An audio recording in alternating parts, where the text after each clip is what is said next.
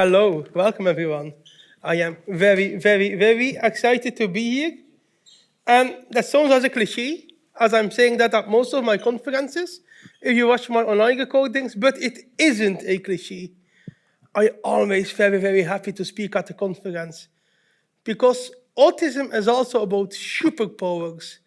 And superpowers are things that most people not always interested in, but that you go for more than 100% for. For me, that is speaking at conferences and just the conference scene and traveling to the conferences. And this also makes that if this is your superpower, your specific topic of interest, that it makes things way easier for you on the way that would be difficult in other scenarios. And about difficulties and about how to cope with those difficulties by yourself as a person with autism, or how you can help people to cope with difficulties as a coworker or as a leader, this talk is all about.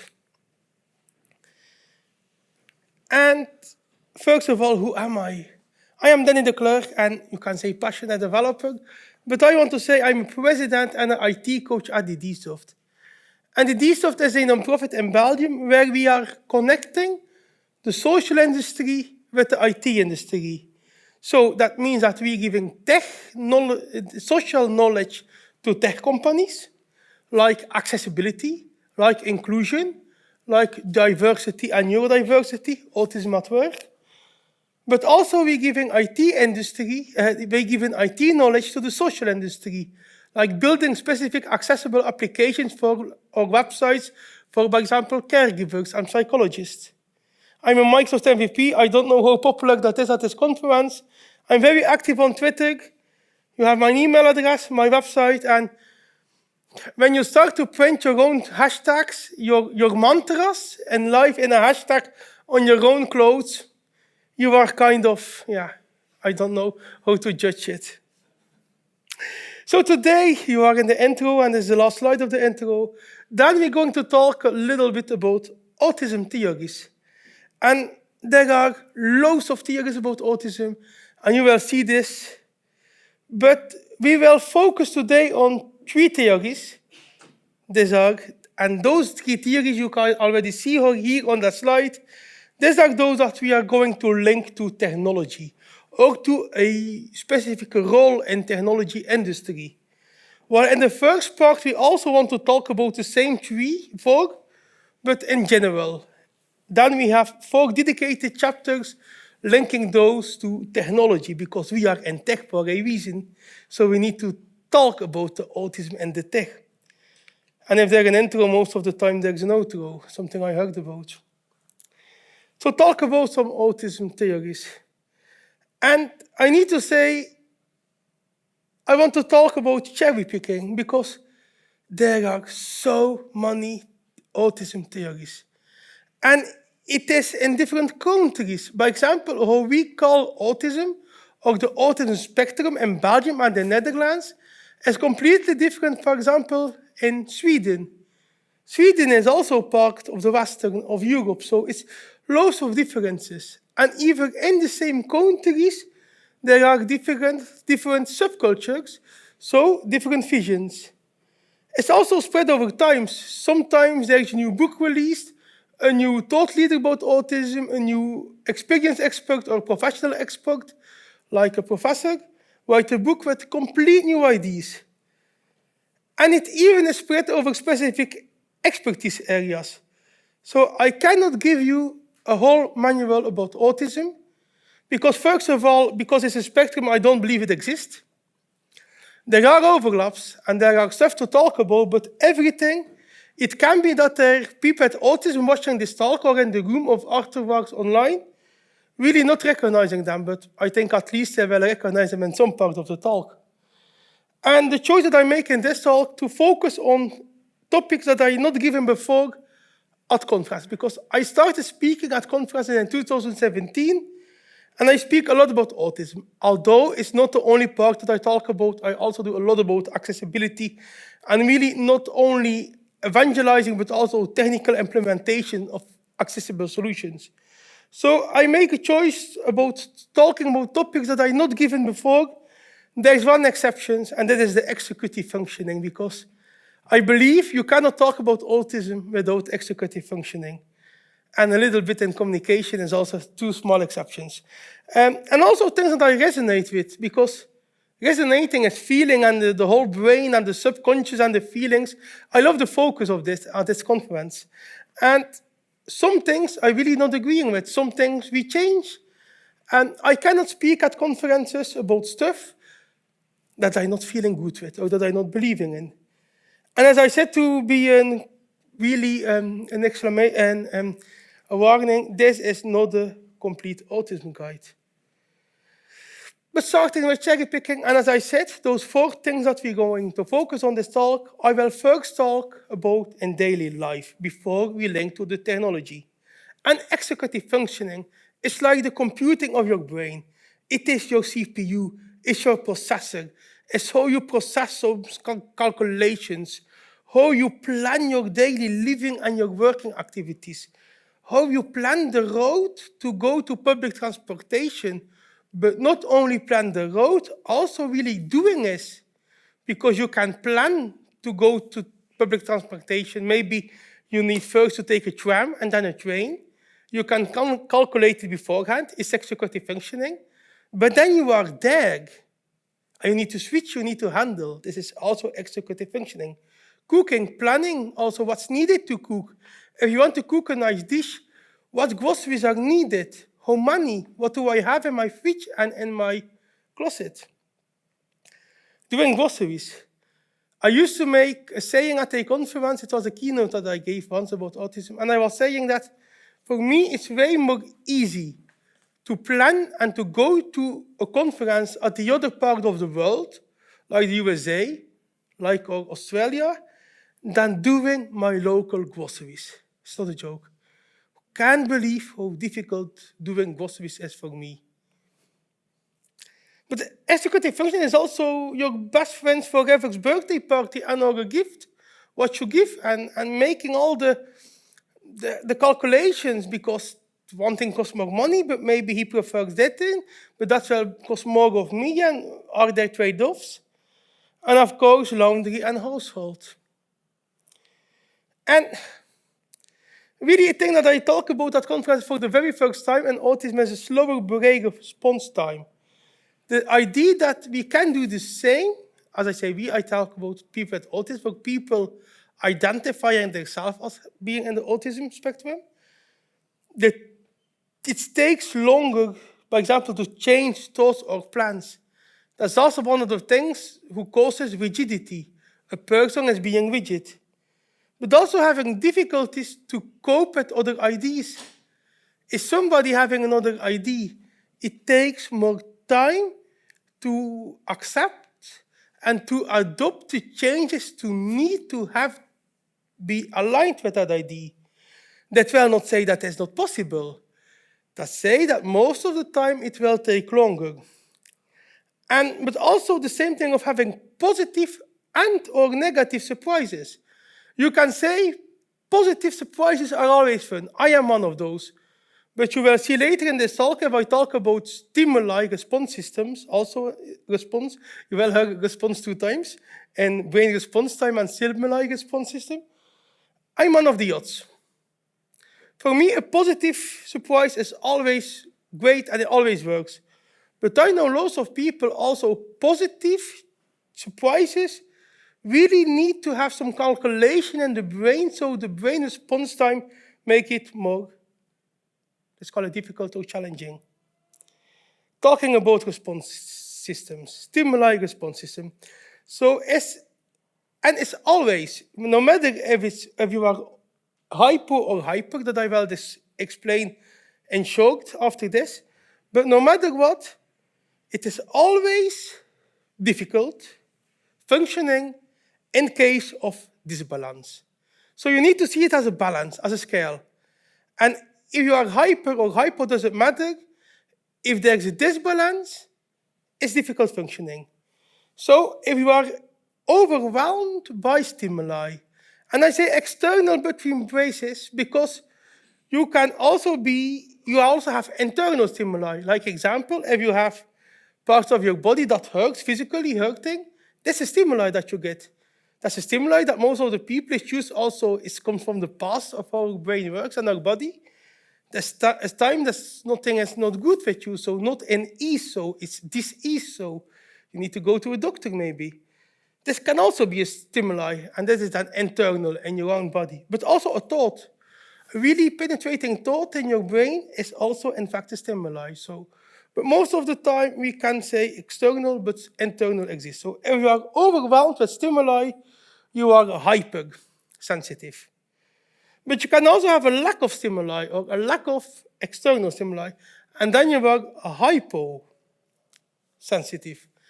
And as I said, disbalance means if you are hyper and you have too much stimuli, or if you are hypo and you have too less stimuli. Makes sense. The big majority of people with autism, it's very difficult to put percentage on it, but I'd say more than 90% are hyper. So are most of the time overwhelmed, or they are getting overstimulated. People are saying, I'm getting overstimulated, that is hyper. I'm a special duck in the bite, so you can imagine on which part that I am. I'm really hypo. As that was not easy in times of the pandemic, being hypo instead of hyper. Communication, verbal and non-verbal communication, spoken and written communication, but also there the attention on some details and sometimes getting really, really frustrated on some details. Oh yeah, I'm an expert in this, exclamation mark. Limits and borders of yourself and of the other. And of course, we also need to talk about clarity and clearness. Sometimes the way that other people communicate to you is not so clear for you, but otherwise the same thing happens. If you are communicating as a person on the spectrum to someone else, it's not clear for them. My dad has always a funny joke. You know, a little bit of geographic. You know, I live in Belgium. You know Rome in Italy, and you know Paris. My dad always say, if you want to explain something, you are going via Rome to Paris. It's not needed from Belgium, also not from the Netherlands. So that's the thing about clarity and clearness.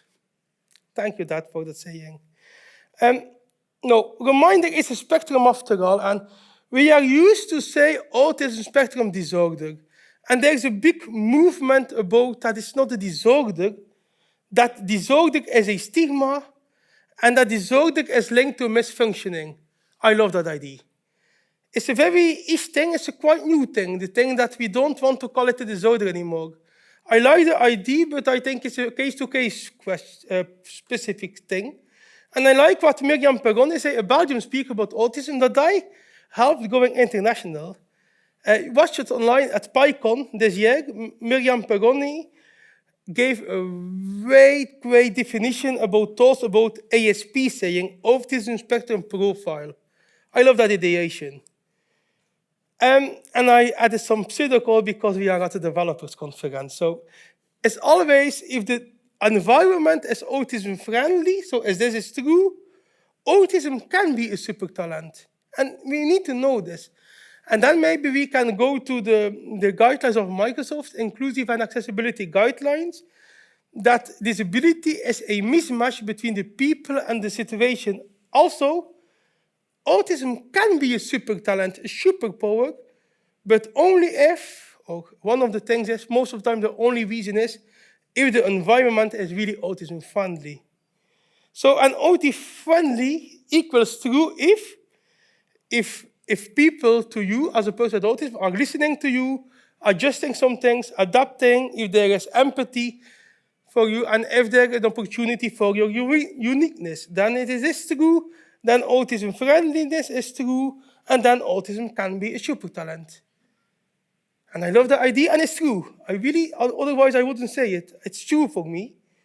But the bad thing is, a lot of time, these are not all true. So most of the time, the situation is not really autism friendly. And it's not always a super talent. You see the brains again. Yeah, as I said, this conference is all about the brains.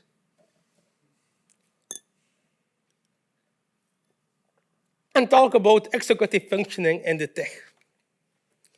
So, and if we talk about tech, we will talk about different things and start about the tool stack that we use. You have different tool brands, like Microsoft, OpenGenius. OpenGenius is a tool that have mind mapping software. I love mind mapping, and I love the idea of mind mapping. It helps me. But what I hate about that tool is, yeah, they can hear it if they watch it, but I don't think I'm that important that they will watch it. There is no easy way of exporting that kind of mind map into my other systems. Like example, I love the way of planning and GitHub. Microsoft GitHub is all the same right now. But it takes lots of effort to export those. And this can feel, emphasis on feel, way more different for people with than without autism. And also changing, that's like being stuck in it and rigidity. Yeah, I know OpenGenius is great for mind mapping, but should I really also, there is an opportunity there for planning. But I want to plan in the Microsoft environment. Most of the people will not have that kind of tension of this. But also different tool times. There's a difference even within the same brand. You have office management, like the Microsoft Office Suite. You have your software IDE, you have even code editors. It's not the same as IDE. There are some slight differences, not slight, there are differences. And you have your ways of software management. So sometimes those differences can use struggle, can use being slower, can use brain freeze and everything. But in that talk, I really want to give a mission. I want to adapt a coaching methodology with you. And we all can help. You can help yourself as a person with autism, but also your coworkers and your leaders can help. So really listening to the needs, and it's bi-directional.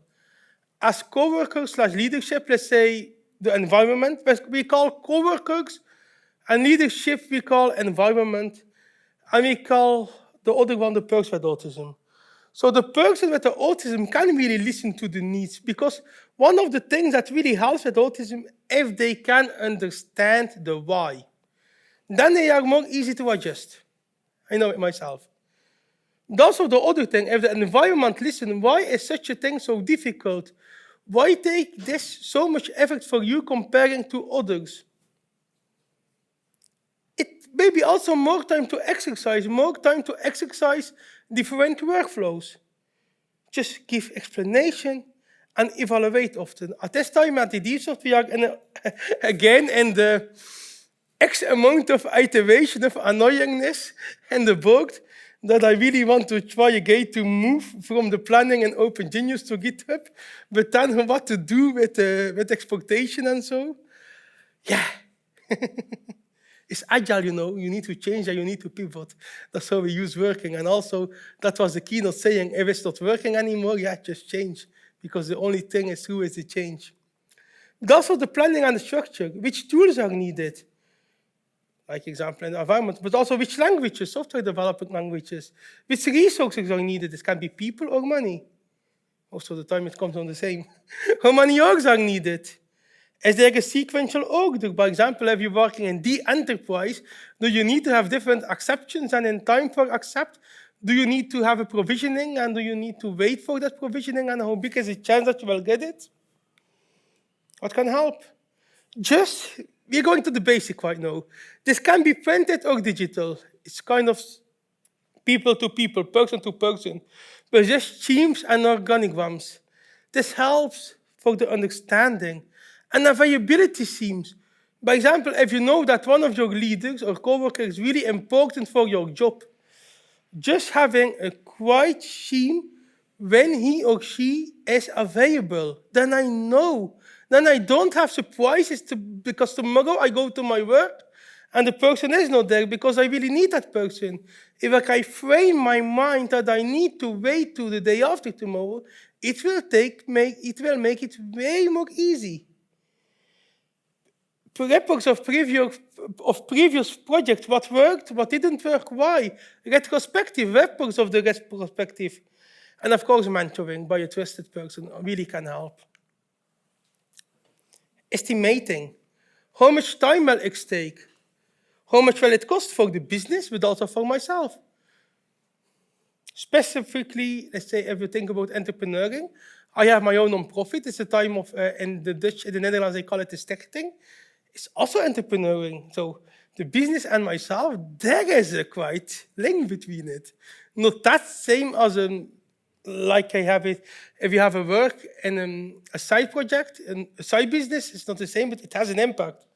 Are there consequences? And most of the time there are consequences, but the question is, how big is the consequence, and can we make some balancing about it?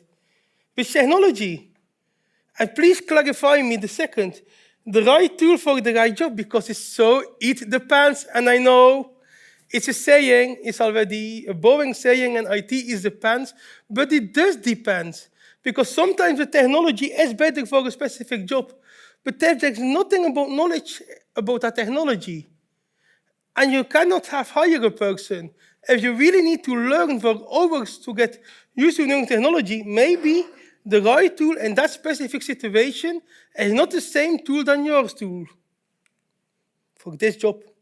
Again, here mentoring is really a thing. And what also really helps, and I do appreciate, is a team lead, so in your company, or one of your team leads, having knowledge about autism. Because it's really important to know that if something is dysfunctioning in the way of interaction, it's not the fault of the person with autism. It's not a bad intent, it's different brain functioning.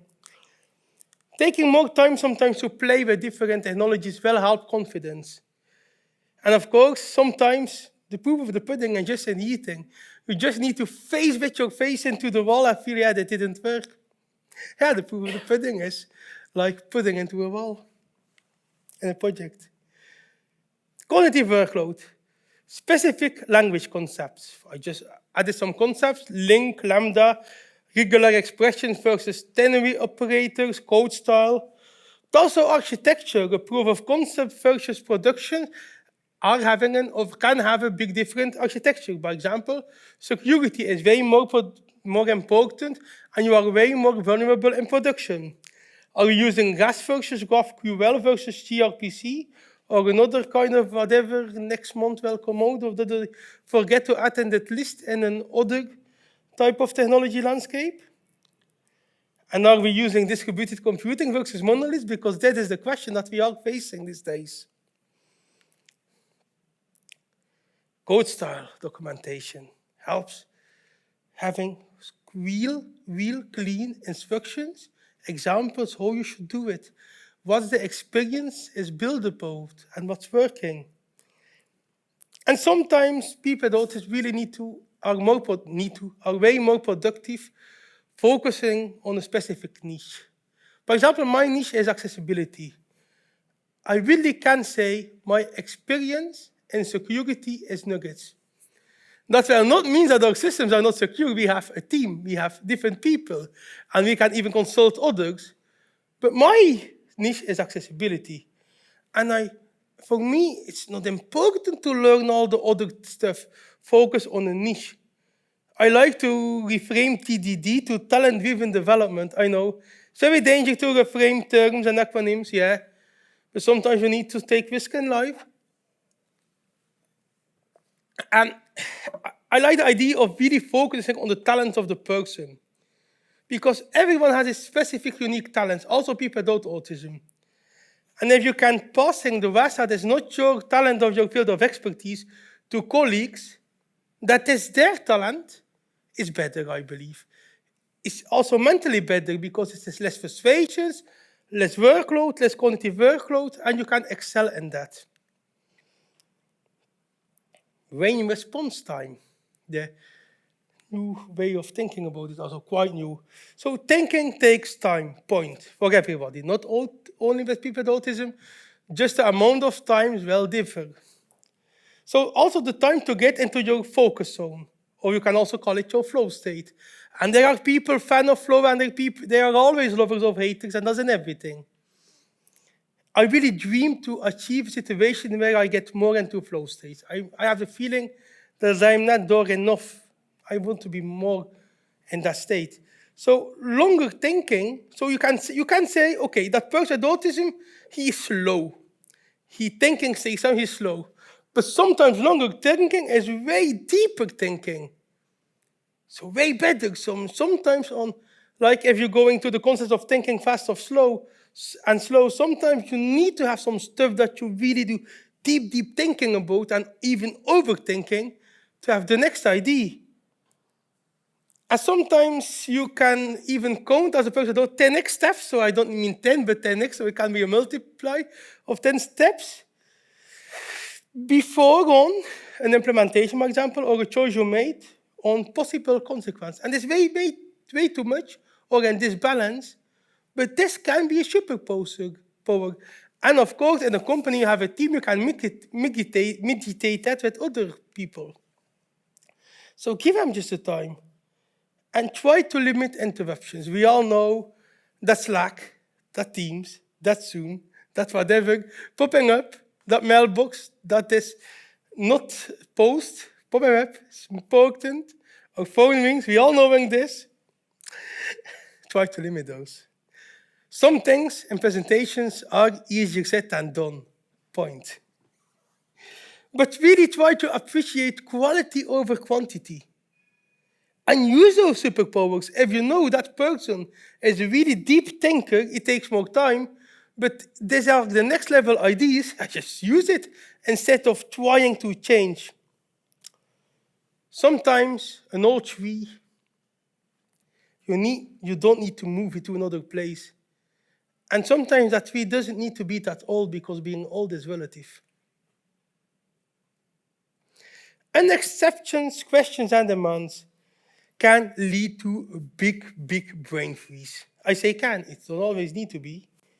It can lead to absence, so absenteeism, sickness leave. Really not knowing what to answer. And of course, then you have people like me who are quite of extrovert and quite of thinking very fast sometimes. And yeah, I give answers I basically never gave because this causes troubles for myself and our family and our company and our... And then let's spectrum questions on prices and permissions. Sometimes the result is a shame. Be patient and just give more info than needed. I hear a lot of people without autism around me saying, but you should have more than enough information. But it's clear. Yeah, maybe it's clear for them. Makes sense? Not for me to make the right decisions. Maybe if you give me all those specific information, I will make, not maybe, I will make, in my situation, make better decisions. But also you need to protect against misuse and stigmatization of the person with autism, but also of the co-worker or leadership. Bidirectional. I really love the term bidirectional. Misinterpretation, that's a fun thing. Building what wasn't expected and spending hours of building that feature. Using a tool for a different use case, but that's a superpower, to be honest. Sometimes you just find a way. Just think on the kind of the hacking keynote of yesterday. It doesn't need to be hacking, but just using a tool for a different use case. I like that ideation about it. By example, let's say a code editor is might to type code, but you can also write text in it. And if you combine it with MD files, you can write text in it. Is it better than Microsoft Office or another Office? Or another word processor? I don't know, but maybe it's better for you. Customers, the bands, can be misinterpreted. And that's the thing. Which fault is it? Is it the customer or the person with autism? I had a customer scenario, and we had way misinterpretations about the specific landing page. And until that point here that I'm talking to you, I don't know. Was it the customer or was it me? But in business, we learned one thing. It's never the customer, so. Get to know the customer and also the bigger picture of the project can really help. And the more info you give, most of the time to people with autism, the better. I said, most of the time, there are always edge cases and exceptions. That is life. Share resources. Learning new tools and languages. Multiple languages can trigger stress. Yes, they can do. They can trigger stress and even the next level of stress, anxiety.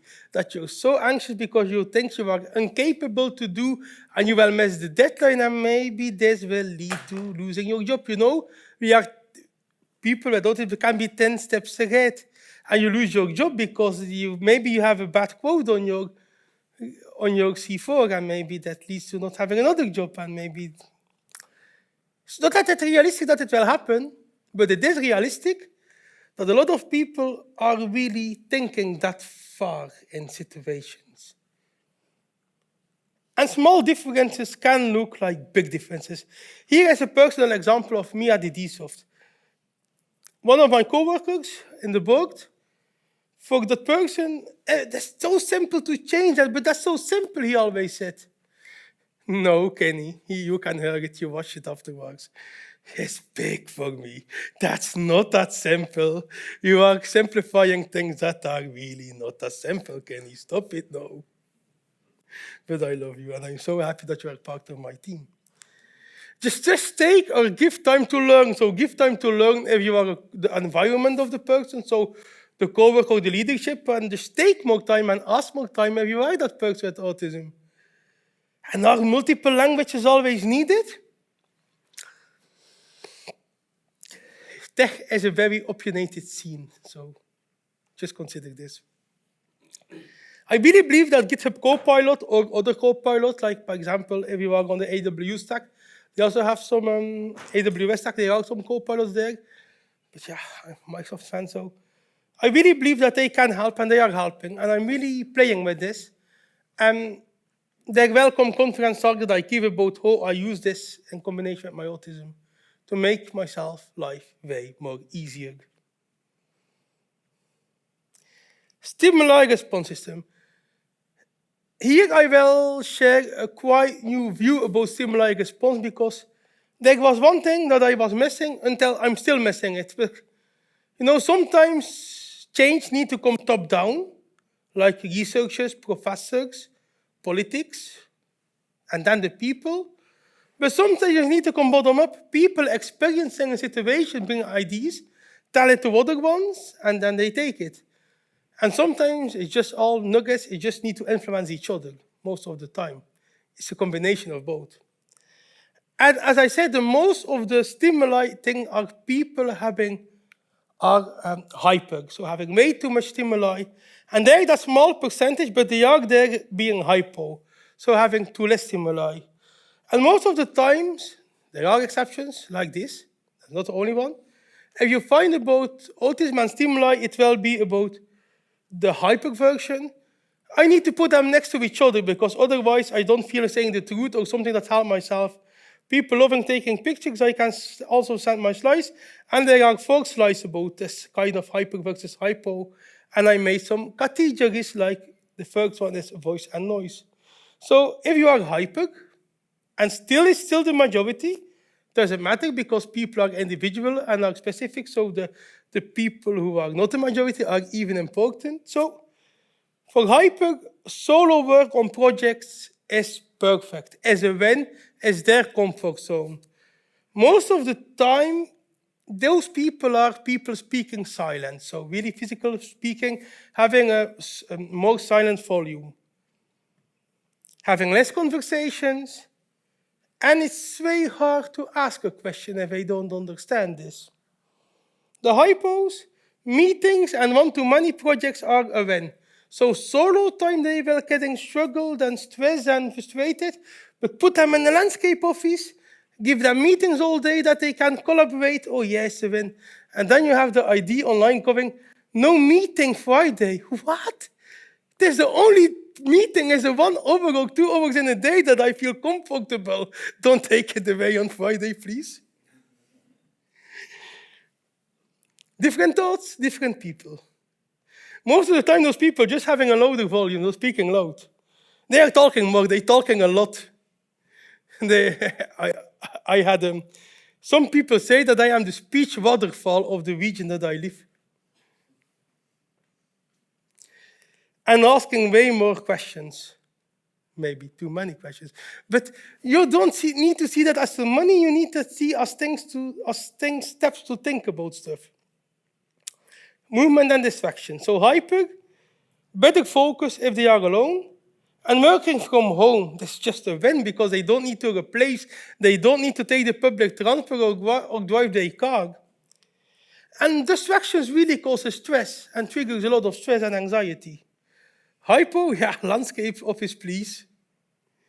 Working alone really can trigger boredom, stress, and anxiety. And distractions is not causing stress, but it is causing too much talking and too much going beyond the point that is important and maybe also is not that good for the productivity. But stress is also not that good for productivity. Food and taste. Get overwhelmed by food smells or just get overwhelmed by smells. I don't say any type of smell for a reason. Overwhelming triggers inability to focus. But hypo is also not that good, not that easy. Or it's not better or worse, it's just different.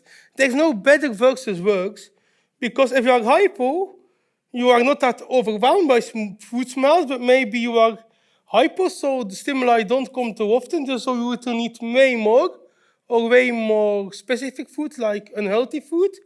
So maybe you will also need to have more breaks and more toilet visits, and you need way more time possibilities to socialize. And if you are hypo, you will invent them, the possibilities to socialize. You will invent loads of them. And of course, there can be always conflict between the people who are hyper and hypo, because they are completely different. But the nice thing is they are different. No, they are just the same. They look different because they are the same. They're having the same difficulties when there is disbalance or dis-ease of the situations. So they are looking more different, in fact, that they are. There's just a disbalance, disharmony, and they have struggled with it. So they are just the same, both. So less commute is a win. And when there are strict deadlines for people who are hyper, relax at night, having some reading, watching some Netflix or TV or whatever, and please, a 1 minute talk setup is more than enough. But you are the hypos. Commuting is just rest. For me, commuting is most of the time more rest than being in my own home, if there are too less stimuli. And when there is a strict deadline stress, the same difficulties, but I'm not going to relax at night or reading. I go to a cafe, I go to the city center at night. This will really help me to be productive the next day. And a multi-monitor setup, to be honest, this is one of the best things that you can do until you start to use that additional screen for bad things, like watching way too much social media or the news. Communication and checking the timer. Both very important. Working from home, hybrid or in person. In person, this really can be a reason to wake up for people. It's easier to ask questions or to ask help for people. Working from home can be more comfortable and hybrid. Let's say sometimes you go to the office and sometimes you need to work from home. But it's a structure when you are at the office and when you are home, and also of your colleagues and important people for you is clear. And of course, most of the time there are some rules, but there are loads of exceptions. Are they clear? Is there a kind of way of measuring them? What about pair programming, connectedness? What can help? An individual approach. Ask for reasoning about the preferred situation, both ways. The environment, ask for reasoning about the person with autism. Why do they need something and why does something not work? Otherwise, person with autism, why is it really needed to do the opposite thing of where I feel comfortable with? When virtual, follow up if there are more or less questions. Sometimes people are just asking more or less questions. Having be able to chat or need to communicate via speech will have a different impact. One-on-ones nearly always help in both of those three. And be aware of the non-verbal communication, who is just way more difficult if you're working from home or virtual. But it's both ways. This can be good, this can be bad. You can't imagine for me how difficult eye contact is. But eye contact during a virtual meeting, oh my God, it's nice. It's not really eye contact, it's screen contact. Mail, phone, or video call, written text can come hard. Sometimes we can interpret things way too hard.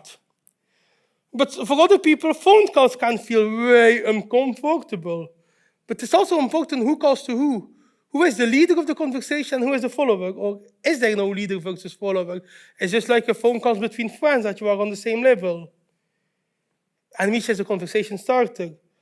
Plan phone calls. For me, if I plan the phone calls, it works perfect. But even if my dad called unexpected and I don't have structured what I want to say.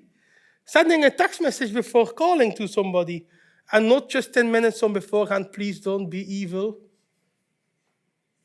Listen if the conversation starts with a word storm. So if my dad calls to me, or if I call myself, it starts with a word storm. I mean, I talk way too fast and say way too much, and then I get to ease, and then I can have the real conversation. And video calls can be a win, but focus on the non-verbal communication. Is some information just too swag, too vague, or just good? Yeah, it depends. Be clear and consistent. And really, if you remind, one of the things is that reasoning, people are way more productive. And I think, to be honest, I don't know if it's only people with autism, are way more productive if they know the reasoning behind something. And if a person with autism asks strange details, don't be surprised. Start to rethink some things yourself. It may be helpful. Your borders, your limits, and of course the others. Structured and maybe written appointments really help. Take time to listen to both sides. And the attentions are mostly really good. There's a book written about a Belgian writer. It doesn't matter what the book is called because I didn't read it, but just I heard about the book and I maybe want to read it in the future. It's a thing that most people are just good. So that means that most of the time the exceptions are really good.